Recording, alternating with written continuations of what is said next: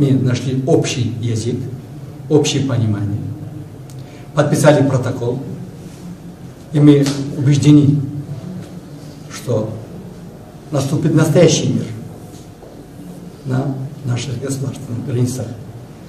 И мы будем организовать свою деятельность по всем направлениям, по политическим, по экономическим, по социальным, по всем другим вопросам в духе интересов наших двух братских народов.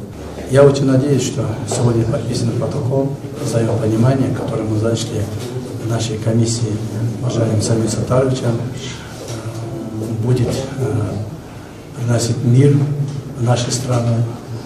Я уверен, что мир всегда лучше, мир всегда будет, и за этот мир мы будем стараться.